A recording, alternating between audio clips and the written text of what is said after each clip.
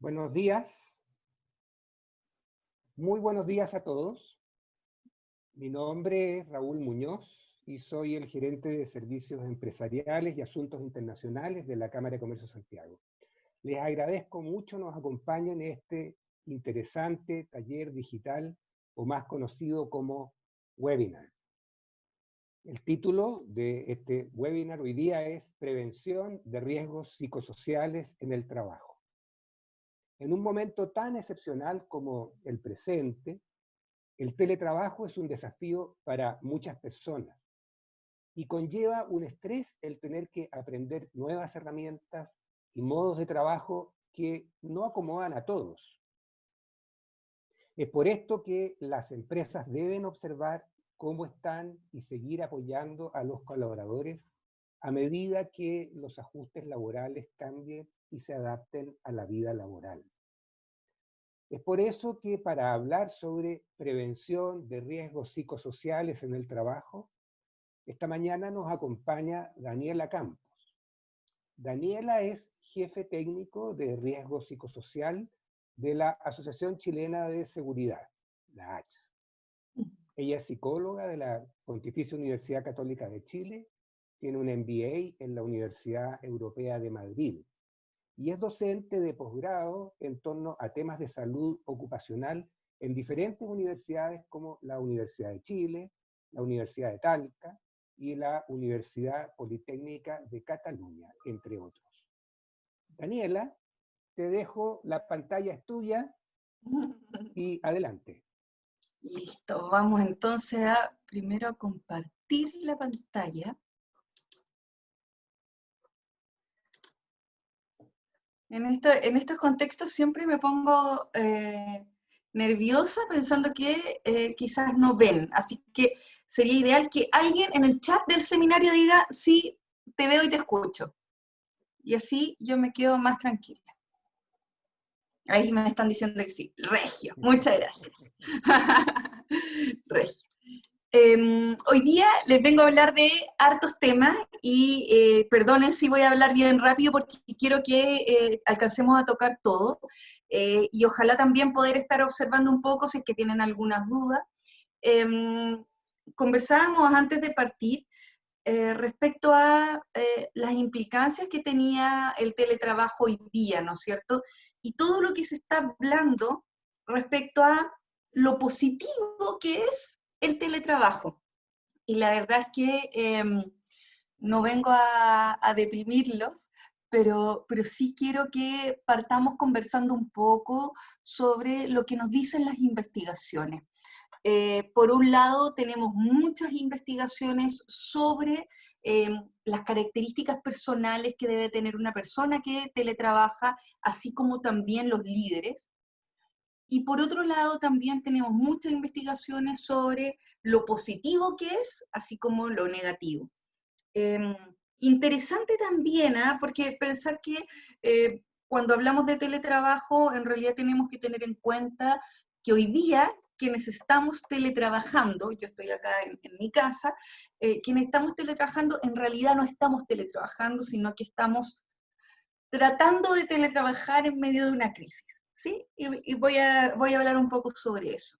Y además, tener en cuenta que hay ciertas implicancias sintomatológicas respecto a lo que está sucediendo, que yo creo que puede ser interesante para ustedes.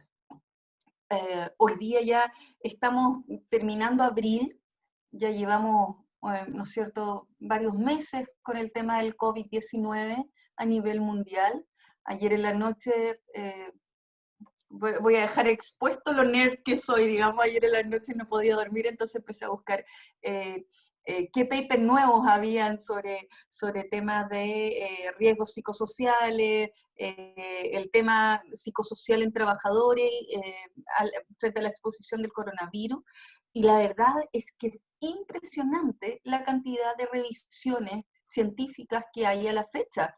Y eso, que esto partió hace tan poco. Hay una cantidad enorme de publicaciones sobre qué es lo que le pasa a los trabajadores, cuáles son, ¿no es cierto?, la sintomatología que presentan los trabajadores que están en cuarentena, etcétera. Voy a tratar de ir comentándoselas a través de la presentación de hoy. Vámonos primero con el tema de las investigaciones. Me gustaría simplemente comentarles algo que creo que además creo que una de las metaanálisis científicos que se han hecho que está dando más vuelta a nivel mundial porque es muy interesante. Lo que hicieron ahora, se expuso hace menos de un mes y medio, lo que hizo Brooks es que tomó todos los artículos científicos que habían sobre el brote del 2003 del síndrome respiratorio agudo severo, el SARS, y durante el brote del ébola del 2014, y hizo un metaanálisis, porque son varios, hicieron un metaanálisis, ¿no es cierto?, tomando todos estos estudios respecto a los impactos psicológicos de estar en cuarentena, ¿ya? Y frente a eso, vieron lo siguiente. Por un lado, tenemos que la mayoría de los estudios revisados informaron efectos psicológicos negativos que incluían síntomas de estrés postraumático, confusión y enojo, ¿sí? Y lo que hicieron los autores es que hicieron una división, dijeron, tenemos que clarificar las diferencias entre aislamiento, cuarentena voluntaria y cuarentena involuntaria.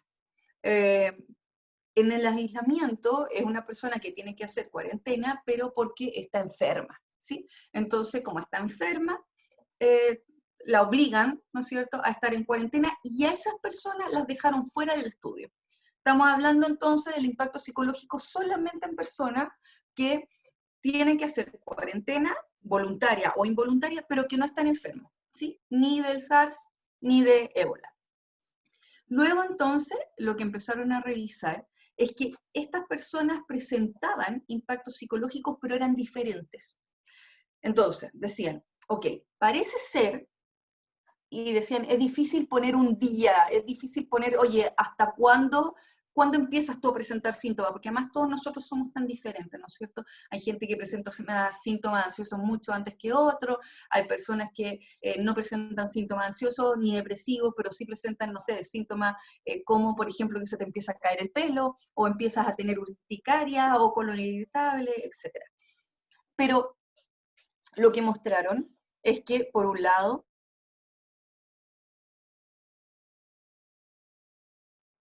las cuarentena involuntaria, y que además, en cuarentena involuntaria, después del 10º día, la sintomatología empieza a ser muchísimo mayor, ¿sí? Entonces, en ese sentido, y cuarentena voluntaria e involuntaria, piénsenlo también lo que está pasando hoy día en el tema de las comunas. Por ejemplo, yo estaba en cuarentena involuntaria hasta hace la semana pasada, el día jueves, pero la gente que estaba viviendo en Ñuñoa tiene cuarentena involuntaria al día de hoy. Entonces, lo que nos dicen las investigaciones es que cuarentena involuntaria ojalá no dure más de 10 días, ¿sí? Además, cuando aparece mayor sintomatología, los factores estresantes incluyen una mayor duración de la cuarentena. Cuando entonces hay mayor duración de la cuarentena, cuando hay temor de infectarse, cuando hay frustración, cuando hay aburrimiento. Eso es interesante porque el aburrimiento aumenta la sintomatología, ¿sí? Cuando yo tengo síntomas ansioso o depresivo y, ¿no es cierto?, hay aburrimiento, eso aumenta los síntomas de la ansiedad o de la depresión. Luego, además, cuando hay suministro inadecuado, y se refiere, por ejemplo, a que hubo, por ejemplo, en algún momento en el ébola, hubo cuarentenas involuntarias en donde se les dijo a las personas, ustedes ahora ni siquiera pueden salir a comprar remedios o a comprar mercadería, ¿ya? Entonces, cuando sucede eso, también aumenta la sintomatología. Cuando hay información inadecuada, cuando hay, obviamente, pérdida financiera y el estigma. El estigma que hoy día nosotros en Chile recién lo estamos empezando a observar, ¿sí? Yo les diría que empezamos a observarlo hace como un mes atrás. El estigma, por ejemplo, de trabajar en el sector salud, y hoy día hay ya un par de departamentos, ¿no es cierto?, en donde les dicen, edificios, en donde les dicen a las personas de salud, oye, por favor, no vuelvas a tu departamento porque nos puedes contagiar a todos nosotros, o les pegan carteles y le dicen, tú no puedes ocupar el ascensor, tienes que ocupar, ¿no es cierto?, la escalera porque nos puedes contagiar. Y también el estigma de haber estado contagiado o de tener algún familiar contagiado. Eso es un factor estresante que genera luego más sintomatología. ¿Qué es lo que mostraron estas investigaciones y qué positivo podemos sacar de esto? Por un lado, que mientras la comunicación sea efectiva y rápida, eso va a ser un factor protector totalmente, ¿sí? Es esencial. Además, cuando los trabajadores, en este caso yo hablo de los trabajadores, pero la población, puede acceder a suministros, también, tanto generales como mercadería como médicos, también eso es algo positivo. La cuarentena tiene que ser corta, la duración no se tiene que cambiar entre medios, salvo que sean circunstancias extremas. Corta, ojalá, menos de 10 días. La mayoría de los efectos adversos provienen de la imposición de la restricción de la libertad. En ese sentido, lo que es ideal, que haya una cuarentena, ¿no es cierto?, voluntaria, pero que sea cuarentena al final del día. Y ahí obviamente está involucrado un tema cultural, ¿no es cierto? En ese sentido, hay ciertos países, estoy pensando particularmente en Dinamarca, en donde las cuarentenas han sido generalmente voluntarias, pero uno sale a la calle y no se ve ni un alma. En ese sentido, la gente entiende que la cuarentena voluntaria es algo totalmente necesario y que finalmente estás ayudándote y ayudando a los otros. Y en ese sentido también toma el último punto. Lo que mostraron es que cuando, especialmente a nivel de gobierno, se enfatiza la elección altruista de la cuarentena, del autoaislamiento, la gente presenta menos síntomas. En ese sentido, entonces, aun cuando sea cuarentena voluntaria o involuntaria, si es que permanentemente te están diciendo, oye, lo que tú estás haciendo es para ayudar a un otro, lo que tú estás haciendo va a hacer que el país mejore, que tu ciudad, ¿no es cierto?, esté menos infectada, que además a nivel mundial, ¿no es cierto?, estamos ayudando. Ese tipo de información, ese tipo de mensaje genera luego, ¿no es cierto?, menor sintomatología. A todo esto, si es que quieren leer alguna artículos que yo les voy a comentar, si es que ustedes van abajito, van a tener acceso al PowerPoint, y si van abajo, bien en chiquitito, se ven las citas, así que después pueden buscarlas. La verdad es que son investigaciones bien interesantes. Además, ¿qué nos dice el impacto psicológico sobre el home office o sobre el teletrabajo? Me ha pasado mucho de ver, ¿no es cierto?, en la televisión, en las noticias, em, personas diciendo, no, nosotros estamos fomentando el teletrabajo hace mucho, mucho tiempo, el teletrabajo es algo demasiado bueno, tiene muchos beneficios, etc. Y por cierto es así. Tenemos investigaciones desde hace mucho tiempo que muestran los beneficios de hacer teletrabajo. Pero también tenemos investigaciones desde hace mucho tiempo que muestran que también hay muchas situaciones que no son beneficio. Y en ese sentido, tenemos que tener en cuenta entonces que el día de hoy vamos a tener un impacto psicológico, dado lo que nos dice la evidencia, porque tenemos a muchos trabajadores haciendo teletrabajo sin tener las condiciones mínimas para hacer teletrabajo, y además, y creo que uno de los factores más relevantes, sin tener la confianza ni la comunicación que se requiere para hacer teletrabajo. Porque cuando hablamos de teletrabajo en el 2000, no sé, en el 2018, ¿ya? Cuando hablamos de teletrabajo estamos hablando de dos personas, un empleador y un empleado, que toman una decisión, ¿sí? Entonces, perdonen por ponerlo así de básico, toman una decisión. Entonces, el empleador y el empleado dicen, ok, desde ahora tú cada cierto tiempo o todos los días vas a hacer, ¿no es cierto?, tu trabajo en tu casa o en el lugar que sea. Frente a eso, primero hay una discusión, ¿no es cierto?, y hay un ponerse de acuerdo, ¿sí? Y lo que está detrás es que hay una confianza.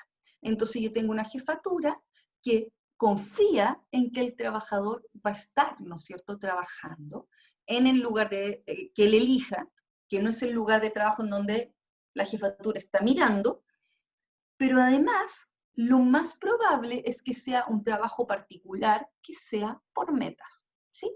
Bueno, vamos a los beneficios. ¿Qué es lo que nos dicen las investigaciones? Yo ya les contaba, si quieren leer las investigaciones, van luego abajito del PowerPoint. Por un lado, hablan de mayor equilibrio entre el hogar y la vida laboral. Por otro lado, mayor flexibilidad. Y la mayor flexibilidad se refiere a algo tan simple como poder elegir, oye, voy a hacer una pausa en un rato más cuando me vengan a dejar, no sé, o cuando venga el gasfitter, voy a hacer ahí la pausa. Entonces, además, en ese sentido va a haber mejor equilibrio, ¿no es cierto?, entre el hogar y la vida laboral. También hay una reducción, obviamente, en los desplazamientos, y si tomamos, ¿no es cierto?, la Encuesta Nacional de Empleo, Trabajo y Salud, el ENETS, en Chile, sabemos que la gran mayoría de los trabajadores ocupa entre 1 hora y media y 3 horas en ir y volver, ¿no es cierto?, desde su casa y hacia el trabajo y desde el trabajo hacia la casa. Entonces, pues, te estás ahorrando una cantidad de tiempo enorme que puedes ocupar en vida cotidiana, ¿no es cierto? Además, hay gastos generales reducidos para el empleador. Las investigaciones nos hablan aproximadamente de un 25% de reducción de gastos por temas desde comida, agua, luz, etc.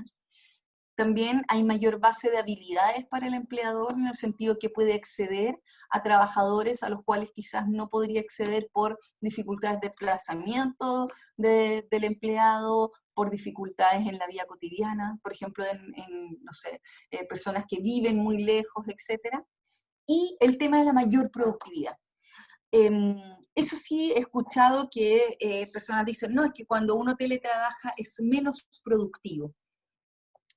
Las investigaciones dicen algo que es muy por el contrario.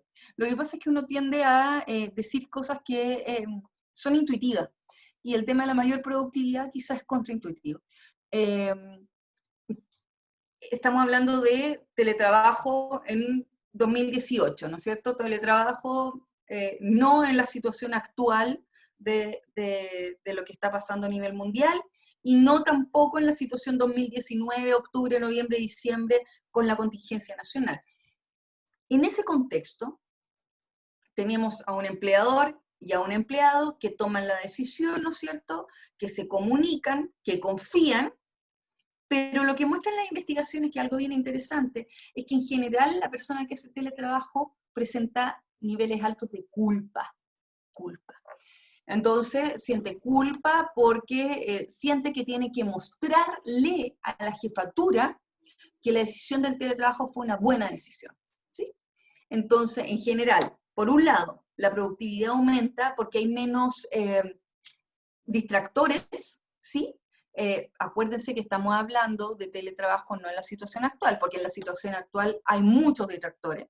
No, por eso les dije yo 2018, porque hay menos distractores como por ejemplo, cuando uno está en la oficina, estás trabajando muchísimo y muy concentrado y llega alguien a hablarte, o llega alguien a pedirte una cosa, o te llama por teléfono, etc.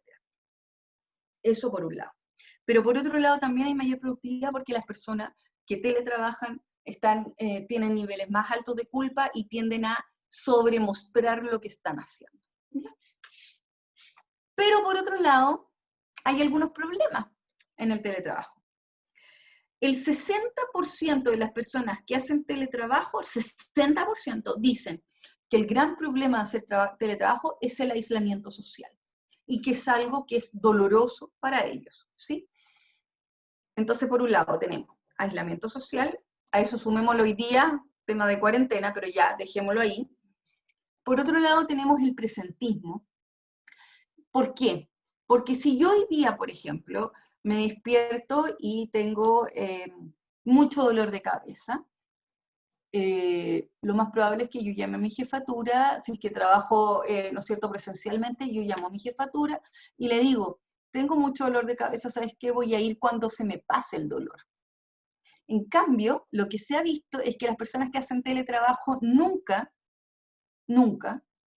o en la gran mayoría, van a llamar a su jefatura para decirle, ¿sabes qué? Hoy día me desperté mal, hoy día me desperté enfermo. Y esas personas van a estar trabajando, por ejemplo, con un dolor, por ejemplo, con dolor de cabeza, van a estar trabajando y no van a hacer el quiebre, ¿no es cierto?, entre me voy a tratar de sentir mejor para luego trabajar cuando me sienta mejor. También hay falta de apoyo, en el sentido tan simple de, por ejemplo, no sé, estoy haciendo una tabla dinámica y se me quedó pegado y no sé cómo avanzar, pararme y preguntarle a un compañero de trabajo, oye, por favor, ¿me puedes ayudar, no es cierto? O a una compañera decirle, oye, ¿tú sabes cómo salir de acá? Y que me ayuden rápidamente. Esa falta de apoyo en el día a día, en algo cotidiano, se pierde. También las investigaciones muestran que hay una dificultad en la progresión profesional. O sea, personas que hacen teletrabajo tienen menor probabilidad de ser ascendidos o de tener aumentos de sueldo, porque aun cuando están mostrando la mayor productividad, no están en el cotidiano, ¿no es cierto?, generando esta necesidad, ¿no es cierto?, del roce, ¿no es cierto?, de un roce que es social y que es vinculante. Por otro lado, también hay un desenfoque de límites y estructuras del tiempo subjetivo. En ese sentido, las personas que teletrabajan muchas veces no tienen un inicio y un término del trabajo, sino que se despiertan y están trabajando, ¿sí? Y además pierden, ¿no es cierto?, le pasa también a las personas cuando jubilan, pierden este enfoque de límite y de estructura que tiene que ver con el día a día. O sea, por ejemplo, saber que hoy día es día martes, aproximadamente las 10:20 de la mañana, ¿sí? Cuando yo hago teletrabajo y no me ordeno, es súper probable que yo no sepa si es día miércoles o si es día viernes, y si son las 10 de la mañana o si son las 1 de la tarde, ¿ya? Porque finalmente el trabajo te genera una cronología en el día a día, ¿sí? Especialmente de lunes a viernes, ¿no es cierto? Y especialmente dadas las pausas, porque además para la persona que teletrabaja es muy difícil entregarse pausas, porque las pausas son pequeñas pausas en donde estás haciendo cualquier cosa, y en donde muchas veces lo que haces en la pausa es trabajo doméstico, por lo tanto la pausa deja de ser una pausa. Entonces, en cambio, cuando tú estás presencialmente, la pausa para el almuerzo es pausa de almuerzo. Ya te dividió el día en dos. La pausa para un café de media mañana es pausa para café de media mañana. Ya te dividió la mañana en dos. Y además, los trabajadores, ¿no es cierto?, de teletrabajo informan más emociones negativas, como la soledad, la irritación, la preocupación y obviamente el tema de la culpa, más que trabajadores de oficina. Entonces, yo les decía, aun cuando hoy día yo quiero entregarles hartas herramientas, ¿no es cierto?, sobre qué hacer con este home office, ¿no es cierto?, tenemos que entender que esto no es teletrabajo, sino que es un teletrabajo en una emergencia mundial, con aislamiento social, con un hogar y un espacio familiar invadido que súbitamente, ¿no es cierto?, por el trabajo, y con espacios de trabajo no acondicionados. En ese sentido, yo le estoy hablando ahora desde la mesa de mi comedor y desde la silla de mi comedor, que yo le diría que es una silla bastante cómoda para almorzar, para comer, pero diferente de estar todo el día sentada en esta silla, ¿no es cierto? O sea, ese tipo de cosas, el tema de la luz, el tema de el ambiente mismo, el ruido, ¿no es cierto? Y obviamente vamos a trabajar respecto a el tema de los niños y el home office. Entonces, finalmente, no estamos trabajando desde la casa, sino que estamos en la casa durante una crisis intentando, ¿no es cierto?, trabajar. Me preguntan por chat si es que vamos a mandar el PowerPoint. Sí, sí lo vamos a mandar. No sé cómo, pero se los vamos a mandar.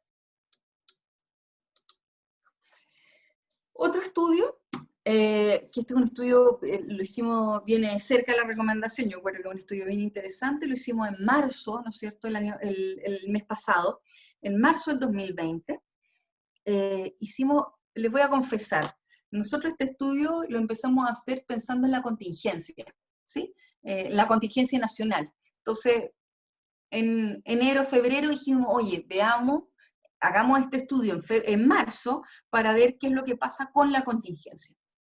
La cosa es que entre medio de la contingencia nos pasó, ¿no es cierto?, esta contingencia mundial. Entonces nos quedamos con datos de la contingencia mundial. ¿Y qué vimos en el estudio? Vimos que 8 de cada 10 trabajadores declaraban sentirse estresados por el estallido social primero y luego por el COVID-19. Y en ese sentido, cuando le decíamos doble clic, 8 de cada 10 trabajadores es muchísimo, y eso fue en marzo. Yo les aseguro que si lo hacemos ahora, que lo tenemos ganas de replicarlo en mayo, ya no nos va a salir 8 de cada 10, nos va a salir quizás 10 de cada 10 o 9 de cada 10.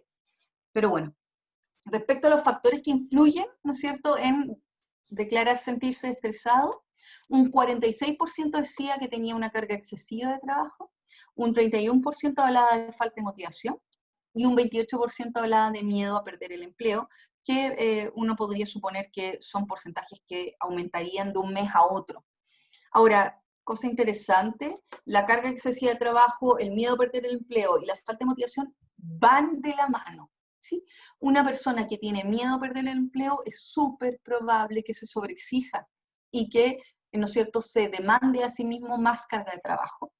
Por otro lado, también una jefatura que tiene miedo, ¿no es cierto?, a perder el empleo como jefatura, o un dueño de empresa que tiene miedo a, ¿no es cierto?, quebrar, también no es de extrañar que tenga carga excesiva de trabajo y que le imponga una carga excesiva de trabajo a sus trabajadores.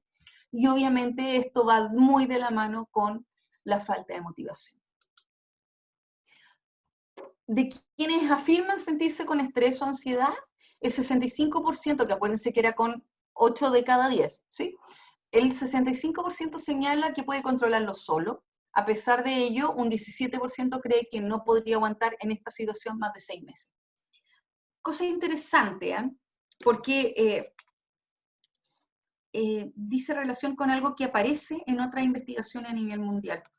Esto de, creo que esta situación la puedo controlar con mis herramientas. Y el 65% dice que lo puede controlar ni siquiera con una distancia de meses, porque el 17% dice, no me puedo mantener así por 6 meses, un 8% dice, oye, yo no voy a poder mantenerme así ni siquiera por un mes. Ahora, uno puede decir, oye, qué positivo, el 65% cree que lo puede controlar solo. Pero la verdad es que el tema del control del estrés es algo que obviamente es muy subjetivo, y voy a decir algo bien aberración, una cosa bien aberrante, digamos, porque es bien obvia. Uno controla el estrés hasta que deja de controlarlo, ¿sí? En ese sentido, yo puedo decir, oye, yo esta situación la estoy controlando súper bien, y mañana quebrarme, ¿sí? Quebrarme emocionalmente, me refiero. En ese sentido, el 65% solamente es una foto de lo que siente una persona en ese día, porque no sé si les ha pasado a ustedes, a mí me ha pasado, de decir, oye, esta situación la estoy manejando perfecto, esto me tiene, oye, yo puedo estar en cuarentena mucho rato, estoy muy creativa, estoy trabajando mucho, estoy conciliando bien con el tema, ¿no es cierto?, de mi hija, por ejemplo, pero al día siguiente tuve mucho trabajo y entre medio era el cumpleaños de mi mamá y tuvimos, no sé, un cumpleaños por Zoom y no sé, yo no soy alguien de piel, pero ni siquiera puedo verla y después además tengo que seguir trabajando, bla, bla, bla, bla, bla. Chuta, espérate, parece que ya no lo manejo tan bien, ¿sí? Entonces, es complejo porque el tema subjetivo de lo que yo puedo controlar es muy del día a día, ¿sí? Y vamos a ver algunas herramientas para eso. Sobre el teletrabajo. Y aquí me gustaría detenerme respecto a el teletrabajo y lo que va a suceder ya cuando llevemos un tiempo en esto. Yo les decía, el teletrabajo no es para todos, el teletrabajo hoy día, está siendo, ¿no es cierto?, una necesidad dada una pandemia, no es una negociación. Muchas veces me preguntan, ¿no es cierto?, en este tipo de seminarios, de webinar, ¿qué hago? Porque mi jefatura está todo el día encima mío, está como pensando que yo no voy a trabajar, entonces me hace conectarme a las 8 de la mañana con video para mostrarle que yo estoy, y me hace, y me pone reuniones a las 5:30 de la tarde para mostrarle que yo estuve todo el día trabajando. Es complejo, porque lo que me está hablando esa persona y la pregunta finalmente es una pregunta de una persona que obviamente no decidió estar en teletrabajo, con una jefatura que tampoco desea que el trabajador esté en teletrabajo, ¿sí? A pesar de que muy en lo concreto y en lo explícito puede decir, sí, es algo que yo quiero y que deseo que mis trabajadores se cuiden, etc. Entonces, en ese sentido, tenemos que entender que estamos en una situación particular. Frente a eso, además, y en respuesta, por ejemplo, de esa pregunta, la verdad es que parece ser que no estaban las bases para hacer un buen teletrabajo. Entonces, acá, aun cuando suene políticamente incorrecto, acá hay que ser y parecer, ¿sí? En el teletrabajo hay que ser y parecer. Eh, y si mi jefatura está asustado porque cree que yo voy a estar todo el día acostado viendo Netflix, ¿no es cierto? Y que me voy a dar vuelta y voy a hacer, no sé, maratones de Friends y de Community, no sé. Entonces quizás lo que tengo que hacer es empatizar, ¿sí? Y yo les diría que en general, estoy diciendo algo bien simple, ¿ah? Pero que en realidad es más profundo. En general, las investigaciones sobre las intervenciones hablan mucho del tema de la empatía. O sea, es entender que hay un otro detrás, por ejemplo, una jefatura, que tiene miedo, y que tiene miedo a que el trabajo no se cumpla, que tiene miedo, y uno podría decir, oye, pero eso es desconfianza. Bueno, puede ser desconfianza y puede ser porque el vínculo no estaba, ¿sí? Y eso, ¿no es cierto? Eh, Hoy día no es el momento de buscar culpables. Y puede ser también que hay personas más paranoides que otras. Hay, con rasgos de personalidad me refiero, no con una patología. Y en ese sentido hay personas que no están hechas para ser jefaturas de personas en teletrabajo y que hoy día se ven expuestas frente al estrés que puede ser, ¿no es cierto?, ser jefatura de una persona en teletrabajo. Si ustedes me preguntan a mí, en ese contexto, yo como trabajador lo que haría, más que eh, pelear frente a eso, es tratar de empatizar y decir, ok, mi jefe está con duda, voy a ser explícito también. Y quizá es buen momento de tener una buena conversación y decir, oye, siento que tú no estás confiando en mí y siento que para ti es necesario, ¿no es cierto?, observarme todo el rato. Te propongo, por ejemplo, estoy pensando cualquier cosa, digamos, te propongo que durante la primera semana voy a estar mostrándote las cosas que hago. Y luego la segunda semana déjame libre y vamos viendo cómo avanzamos.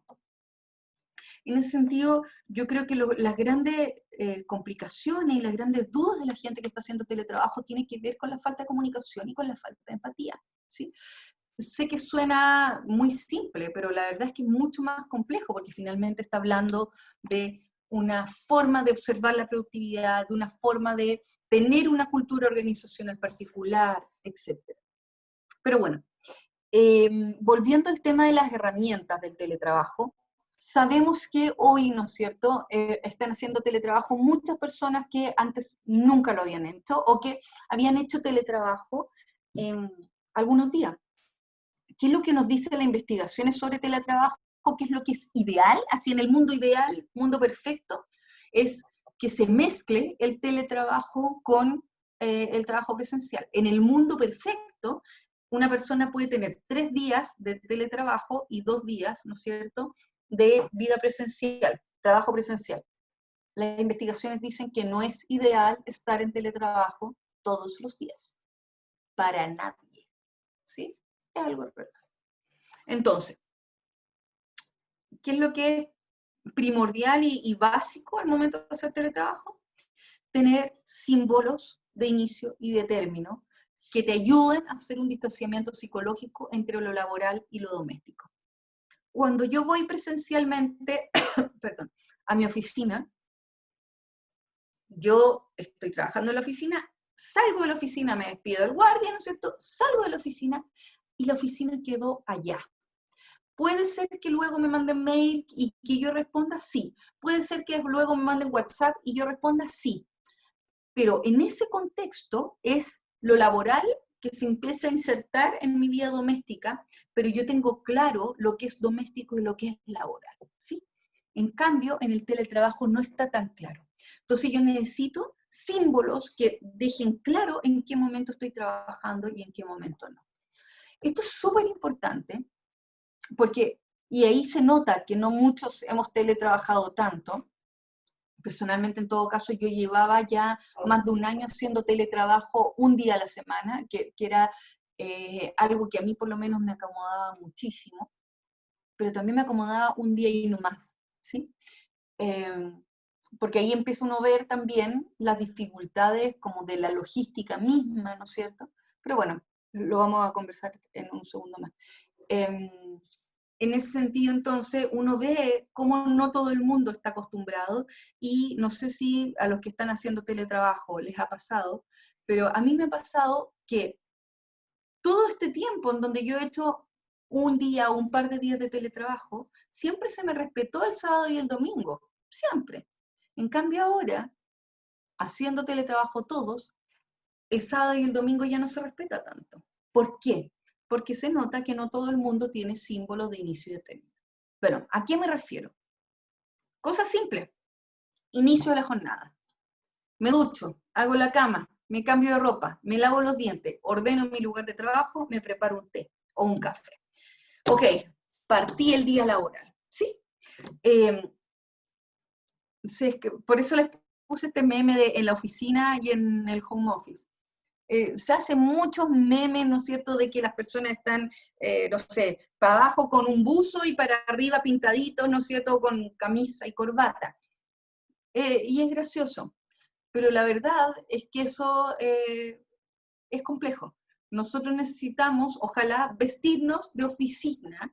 Es raro, yo sé que la gente dice, pero ¿para qué? Si puedo estar más cómodo. ¿Sabes por qué? Porque luego te va a ayudar mejor. ¿A qué? Cuando yo hago un distanciamiento psicológico entre lo laboral y lo doméstico, lo que me muestra la investigación es que luego de este distanciamiento, yo cuando estoy en lo doméstico y estoy teniendo actividades de ocio, las actividades de ocio se vuelven más placenteras, ¿sí? Y además, cuando las actividades de ocio son más placenteras, yo puedo, ¿no es cierto?, de alguna manera trabajar el agotamiento laboral.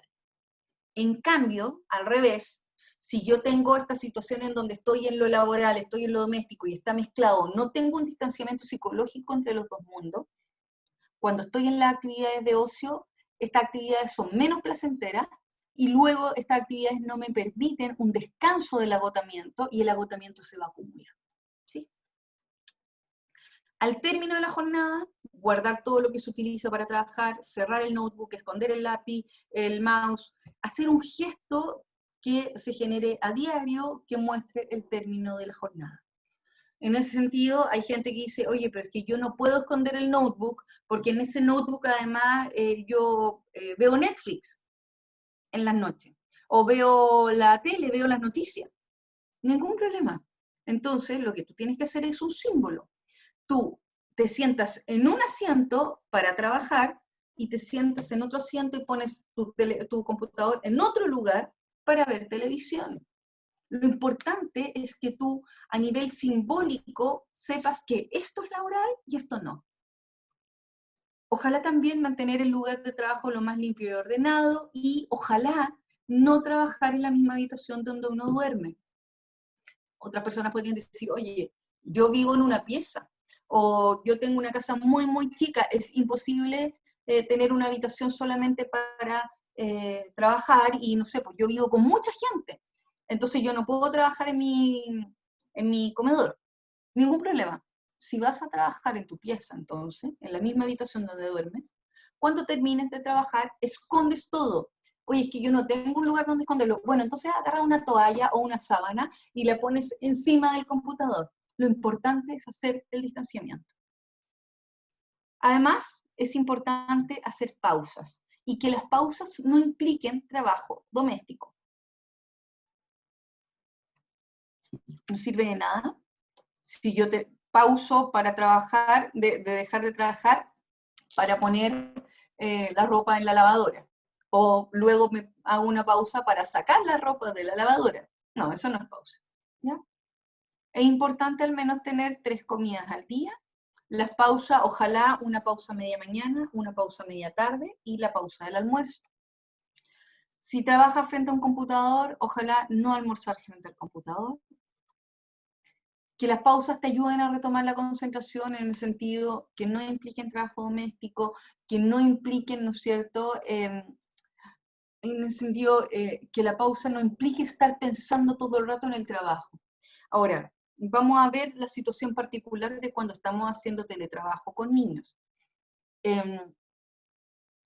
Si es que yo tengo un trabajador, por ejemplo, que me dice, yo necesito, en una vida normal, no en una vida con coronavirus, me dice, yo necesito hacer teletrabajo porque necesito cuidar a mi hijo. En realidad la respuesta es, entonces tú no necesitas teletrabajo, tú necesitas buscar una forma de cuidar a tu hijo. Porque en el teletrabajo yo tengo que estar trabajando, es un horario de trabajo, no es un horario de hacer varias cosas a la vez, ¿sí?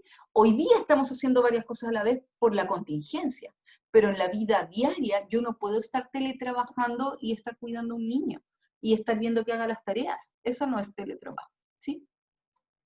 Si tienes la posibilidad, ponerte un poco al sol, salir al patio, salir al balcón, sacar un poco la cabeza hacia la ventana. El tema del sol es algo de cuidado en el tema de la cuarentena.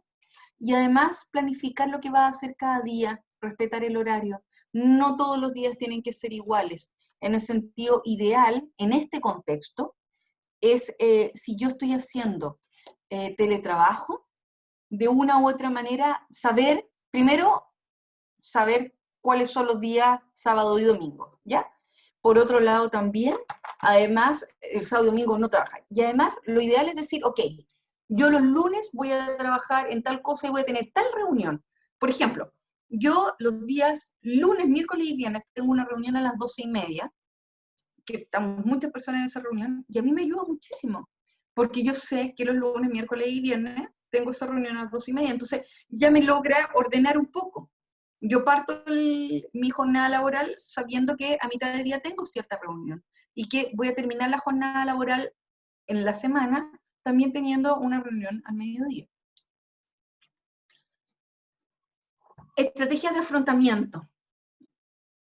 Se observa mucho y ya tenemos alguna data sobre el aumento del consumo de alcohol, particularmente en temas de aislamiento, ¿sí? Hay que evitar usar estrategias de afrontamiento poco útiles como el tabaco, el alcohol y otras drogas. Y déjenme decirles por qué. Bueno, ideal, ¿qué es lo que ideal? Oye, tomar alcohol, si es que antes tomaban solamente el fin de semana, bueno, quizás tomar ahora el fin de semana y el día miércoles en la noche, por ejemplo. He escuchado muchos trabajadores diciendo, no, es que yo ahora termino de trabajar y me empiezo a tomar al tiro un vinito, un pisco sour, un Aperol, lo que sea, para cortar el día. Ya, eso suena bien, te ayuda, te relaja, etc. Pero déjenme ponérselo de otro lado y déjenme ser pájaro de mal agüero. Estamos en una situación complicada, ¿no es cierto? Compleja. Una situación con ansiedad, una situación que muchas veces nos puede dar miedo, que nos puede dar, ¿no es cierto?, un poco culpa, nos puede generar ciertos síntomas depresivos, desgano, algunas bajas en la sensación como de placer, ¿sí? Y estamos tomando alcohol todos los días. Uno, el cuerpo se acostumbra, ¿sí? ¿Sí? Yo creo que han escuchado hablar del síndrome de abstinencia. Entonces estamos acostumbrando a nuestro cuerpo que, primero, cuando estamos nerviosos, tomamos alcohol. Y segundo, estamos acostumbrando a nuestro cuerpo a que va a recibir alcohol a diario. No les cuento lo mucho que les va a costar luego dejar de tomar alcohol a diario.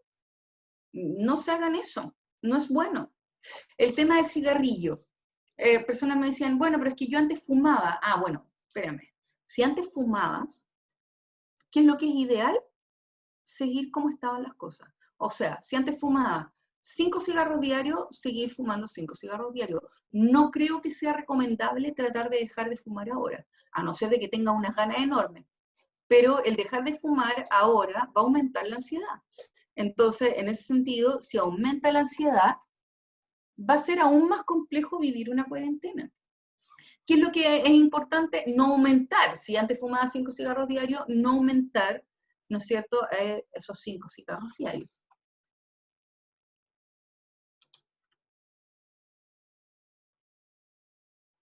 Estoy revisando si en el chat tenían alguna duda. ¿A qué le dices? Pero hablando de la situación de conciliación vida, trabajo y familia. Ya. Y al finalizar la jornada laboral, estrategias de afrontamiento, es importante buscar cosas para hacer. Yo les comentaba en un principio, el ocio aumenta la sintomatología. En ese sentido, en muchas investigaciones hablamos, ¿no es cierto?, del aburrimiento. Y investigaciones hablan del aburrimiento y de cómo lo complejo que es cómo los trabajadores cuando están aburridos aumentan los síntomas.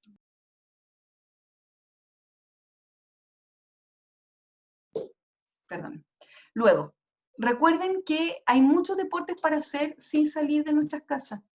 Hay deportes en YouTube, si ustedes ponen en YouTube ejercicios para hacer dentro de casa con cosas de la casa, van a ver cómo se pueden hacer cosas con bidones, con elásticos, con cosas que no necesitan comprar, ¿sí?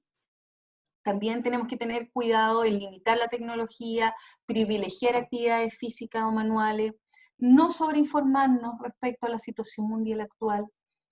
¿Qué es lo que sería ideal? Saber, ok, voy a ver televisión en cierto canal una vez al día durante solamente esta cantidad de tiempo, ¿ya? En ese sentido nos tenemos que cuidar, y vamos a hablar luego del tema de los niños, pero nos tenemos que cuidar de sobreinformarnos, de no replicar información negativa, ¿no es cierto? Y en ese sentido también de, en cierta manera, no sobreexponernos ni sobreexponer a los otros en el tema de las noticias. Por ejemplo, hace un tiempo atrás, no sé, un par de semanas, salió lo que estaba pasando, la situación en Guayaquil.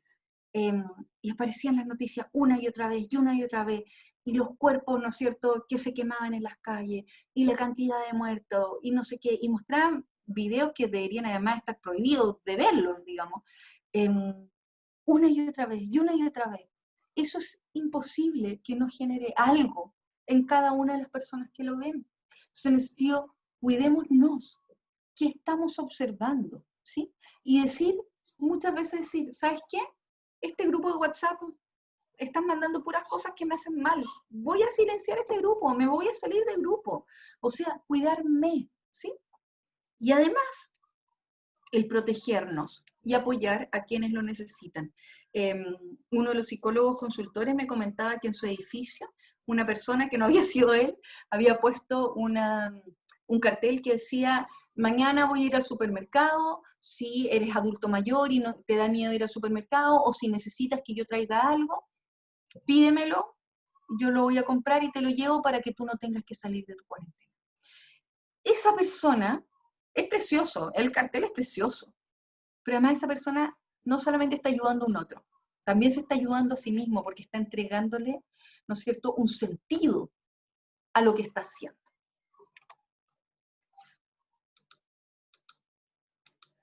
¿Y qué pasa con niños? Déjenme hablarles de una investigación que salió el 21 de marzo del 2020, ¿sí? Primero, ¿qué es lo que nos dice entonces la evidencia? Particularmente tomo un artículo de Wang del 2020, ¿no es cierto? La evidencia sugiere que cuando los niños no van al colegio son no voy a decir ninguna novedad, esto ustedes lo pueden suponer. Físicamente menos activo, tiene mucho más tiempo para estar viendo pantallas de celulares y televisión, el sueño, los patrones de sueño empiezan a ser irregulares, las dietas son menos saludables, aumentan de peso y hay una pérdida de la aptitud cardiorrespiratoria.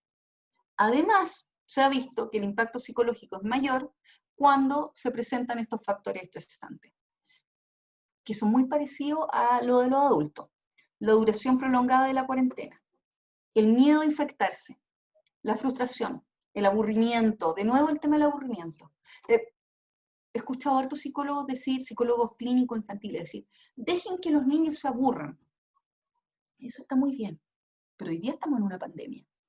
Entonces hay que tener cuidado, ¿no es cierto? ¿Tenemos que dejar que se aburran? Sí, claro. Pero veamos, si se están aburriendo y además viendo las noticias, eso es una mala combinación. La información inadecuada, la falta de contacto en persona con compañeros de clase, amigos y profesores, la falta de espacio personal en el hogar y la pérdida financiera familiar. En general, los niños escuchan más de lo que uno cree. Interesante, las puntuaciones medias de estrés postraumático fueron 4 veces más altas en niños que habían estado en cuarentena que en niños que no estaban en cuarentena. Entonces, primero, antes de partir, me gustaría, respecto al teletrabajo con niños, y me gustaría comentarles algo que quizás se los debería haber comentado en un principio.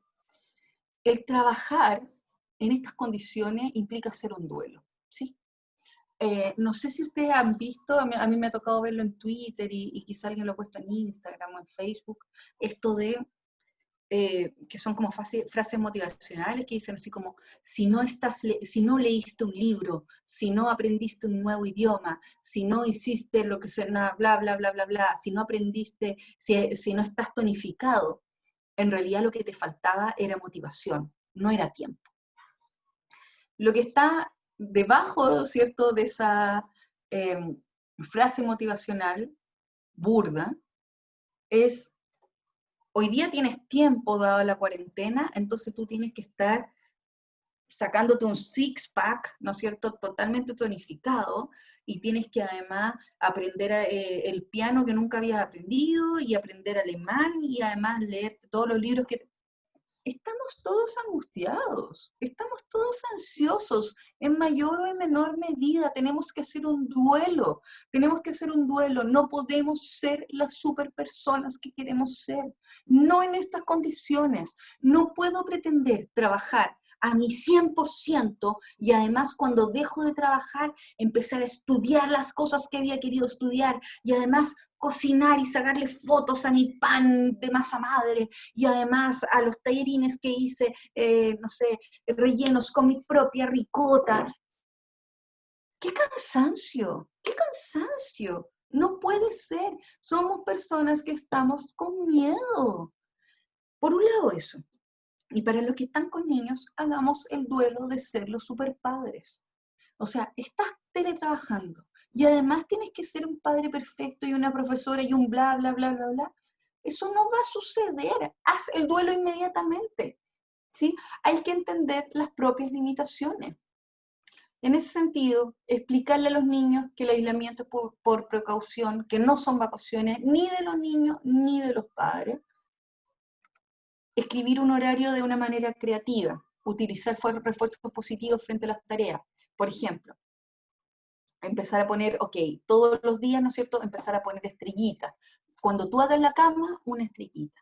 Cuando me ayudes en poner la mesa, otra estrellita. Cuando hagas las tareas, otra estrellita. Cuando leas un librito, otra estrellita. Cuando te quedes calladito, cuando yo tenga una videoconferencia, otra estrellita. Y por ejemplo, digamos, ok, si tú sumas 50 estrellitas, yo después te voy a hacer tal regalo cuando salgamos de esto. O tú vas a empezar, cuando tengas tantas estrellitas, tú puedes elegir el almuerzo de los días domingos. O tú vas a ser el rey de la casa por no sé cuántos días, cualquier cosa.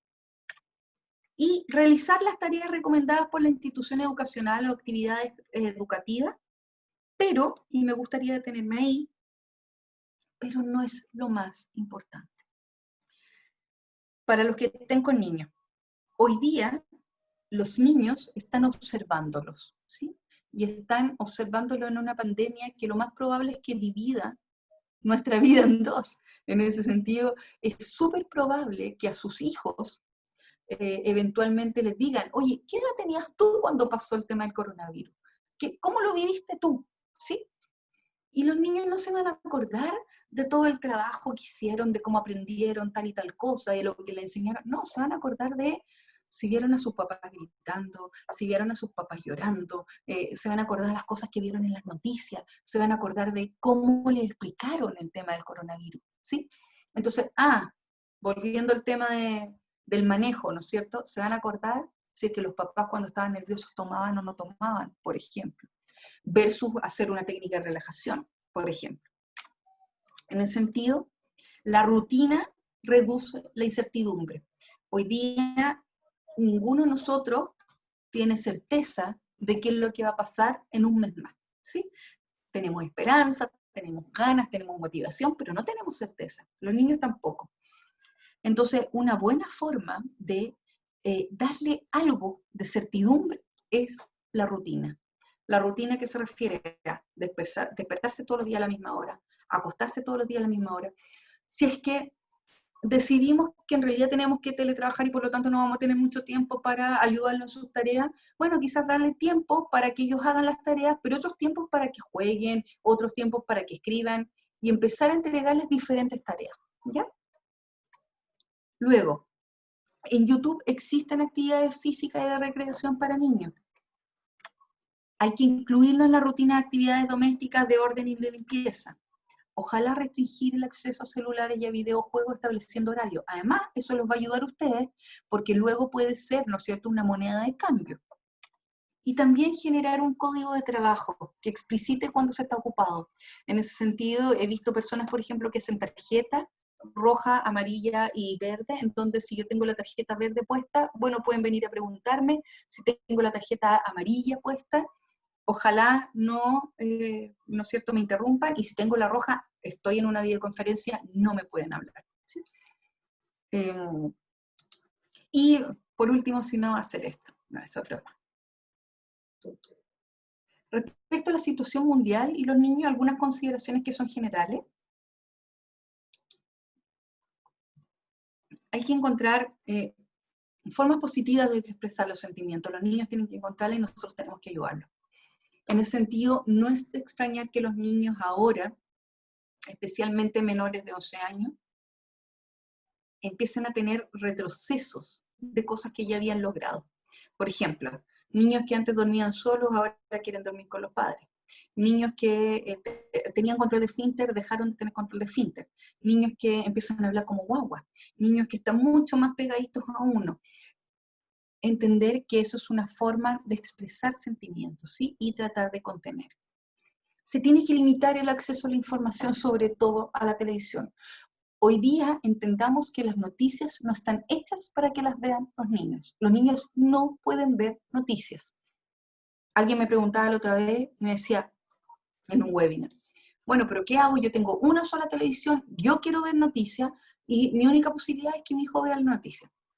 Voy a volver al ejemplo de Guayaquil. Si en las noticias que tú vas a ver muertos en las calles y cómo esos muertos los están quemando, es súper simple. Tú no puedes ver noticias. Punto. Fregaste. Perdón lo coloquial. Fregaste. No puedes ver noticias. O sea, no puede ser que un niño de menos de 13 años se exponga a la barbaridad y el horror que es ver en la televisión personas muertas. No puede ser. Un niño de esa edad no puede observar eso. Es así de simple. Luego, es común que durante momentos de estrés y crisis busquen los niños más apego, sean más exigentes con los padres. Y en ese sentido es complicado porque tenemos padres que están nerviosos, padres ansiosos, padres que tienen que trabajar, padres que tienen miedo a perder el trabajo y niños más demandantes. Para los que tienen niños más chicos, déjenme darles una herramienta que creo que es una herramienta simple y que funciona. Vamos a perder el control, ¿ya? Eventualmente se va a perder el control y cuando lo pierdan, lo importante es tener herramientas para volver a controlarlo, ¿sí? En ese sentido, algo que funciona bien es enfocarse en un lugar del cuerpo del niño, ¿sí? En ese sentido, por ejemplo, hoy día, cuando terminemos de hacer este webinar, si ustedes están haciendo teletrabajo con sus hijos, o en realidad, si tienen hijos, simplemente, porque sirve en cualquier momento, lo que yo los insto es que ustedes miren a su hijo y vean una parte del cuerpo del hijo del hijo o de la hija, que les produzca ternura. Alguno me dirá, a mí, no sé, para mi hijo me produce ternura la nariz de mi hijo porque se parece a la nariz, no sé, de mi marido, o porque se parece a la nariz de mis papás, o porque lo que sea. A mí me produce ternura las patitas de mi hijo porque son tan chiquititas y yo me acuerdo cuando nació y tomé las patitas en mis manos, no sé. Particularmente a mí me pasa que yo le miro la mano a mi hija, ¿sí? Que es una mano que va creciendo, pero una mano que igual es muy chiquitita. Entonces hagan el ejercicio hoy, ¿sí? En calma. Mirar esa mano, mirar esa patita, mirar la nariz y acordarse. ¿Sí? Y cada vez que los miren esa parte y acuérdense, ¿sí? Cuando estén perdiendo el control, cuando ya estén hasta acá con los niños y estén a punto de gritarle, lo que sea, acuérdense y miren esa parte. Mírenle la carita, miren la nariz, miren la manito y acuérdense que ellos son los niños y que tú eres el adulto. Es algo muy, muy simple, pero lo importante es que ustedes lo hagan primero antes de perder el control. Mirar la manito cada vez. Están comiendo, le miran la manito. Están riéndose, le miran la manito. Están haciéndose cosquillitas y dándose besitos, le miran la manito. Luego, cuando esté a punto de perder el control, pero ¿cómo? No sé qué, le miras la manito. Pero rayaste las paredes, no sé qué, le mira la manito. ¿Sí? Él es un niño, ella es un niño. Yo soy el adulto. Y luego, aunque no pueden ver el resto de la familia y los amigos, utilicen la tecnología como Skype, Zoom, videollamadas de WhatsApp para que hablen con los integrantes de la familia. Ideal que esto sea a la misma hora todos los días. Para las personas que están trabajando en soledad, que también puede pasar, recuerden el motivo del aislamiento. Acuérdense que lo que yo les comentaba en la primera lámina, acuérdense que mientras nosotros tengamos claro por qué sucede la cuarentena y por qué estamos en aislamiento, eso va a hacer que tengamos menos síntomas, ¿sí? Luego, mantengan contacto virtual con su familia y con sus cercanos. En ese sentido, es importante no tener una llamada por teléfono, sino que una videollamada. Incluso pueden crear instancias como reuniones sociales o virtuales con amigos de grupo. Existe el Netflix Party, en donde pueden ver tele, ¿no es cierto?, una serie, varias personas al mismo tiempo y estar chateando. El House Party, juego en grupo, métanse a esto, yo les voy a dejar el PowerPoint, así que pueden entrar. Lo importante es, ¿no es cierto?, estar permanentemente en contacto. También, la interacción con mascotas es una excelente alternativa para reducir la ansiedad generada por el aislamiento. Y en ese sentido, es una forma de recibir afectos sin ser juzgado y entregar cariño sin darnos vergüenza. Hoy día he visto a hartas personas que vivían solos sin mascota y que han estado consiguiendo mascotas y adoptando. También tener en cuenta, y me encanta esta frase, que el distanciamiento social no es distanciamiento emocional. En ese sentido, fundamentalmente, hay dos formas de superar la soledad. Una es nutrir los vínculos que ya teníamos y la otra es formar vínculos nuevos. Para nutrir los vínculos y las relaciones que ya teníamos es súper simple, agarro el teléfono y llamo, chateo, genero un WhatsApp y desde ahí una videollamada. Personas me dicen, pucha, pero es que yo estoy súper solo y antes tenía hartos amigos, pero dejé de hablar con ellos porque, bueno, me absorbió la pega o tuve una pareja que me absorbió el tiempo y ahora no sé qué hacer. Están todos en la misma. Que no les dé susto. A lo más, ¿qué va a pasar? Se van a aburrir un poco. que no les dé susto tomar el teléfono y llamar a gente a que nos habían llamado hace mucho tiempo. Y el formar nuevos vínculos, la verdad es que es más simple de lo que uno cree, ¿sí? Hoy día hay aplicaciones, hay foros, hay chat, en donde ustedes pueden ver personas que tengan las mismas hobbies, que les gusten las mismas cosas, etc.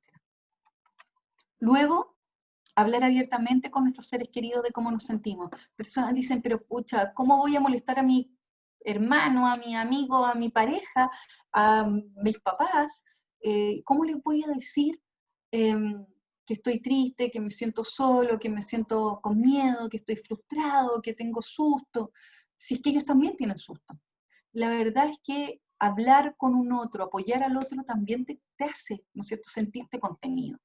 Entonces, en ese sentido, no perdamos esa forma de conversar con el otro y de vincularnos. Y por último, informarnos adecuadamente. Cuando estamos solos, tenemos, especialmente los que vivimos solos, los que viven solos, tenemos mucho tiempo para distraernos, para pasar el tiempo en redes sociales, viendo videos, viendo fake news, viendo cosas que se reenvían en WhatsApp y que son negativas. Tratemos de alejarnos de las cosas que nos hacen mal y tratemos de acercarnos a los vínculos y a las personas que nos hacen bien. Déjenme revisar si es que en el chat alguien ha tenido alguna pregunta. No, ya eso lo contesté, eso también lo contesté. Súper. Solamente para que si necesitan más información, saber que pueden buscar la información en coronavirus.h.cl. Hay información sobre teletrabajo, sobre cómo gestionar las emociones, sobre qué hacer si es que vivo solo, recomendaciones para la jefatura, etc. Y me gustaría terminar simplemente con este mensaje bien obvio y bien simple, pero de esperanza. Esto, al igual que muchas cosas que hemos vivido, también va a pasar. Esto también va a pasar. Acuérdense todas las veces que ustedes han estado diciendo, que han pensado, ¿no es cierto? Oye, no voy a salir de esto. Acuérdense todas las veces que se sintieron tan mal, tan tristes, que dijeron, yo no voy a salir de esto. En ese sentido, recuerden que en ese momento tuvieron, ¿no es cierto?, pudieron rescatar desde adentro suyo herramientas para manejar esta situación. Y en ese sentido,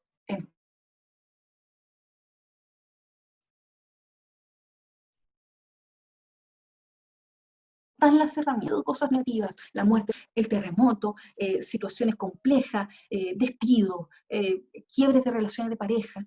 Y a todos nos ha pasado que eventualmente pensamos, oye, me va a costar mucho salir de esto. Y todos hemos salido. Entonces, en ese sentido, acuérdense que esto también va a pasar. Les agradezco mucho y nos veremos en otra ocasión. Daniela Sí. Campos, hemos tenido una excelente presentación. Te queremos agradecer mucho como cámara. Como hemos tenido un público muy numeroso, más de 75 personas estuvieron acompañándonos y escuchándote hoy día. Hay mucho interés en el chat por tener el material que tú presentaste. Así es que, como tú misma lo dijiste, eso va a estar disponible para ellos. Muchas gracias a todos y esperamos contar con la presencia de ustedes en una próxima oportunidad. Hasta luego. Hasta luego.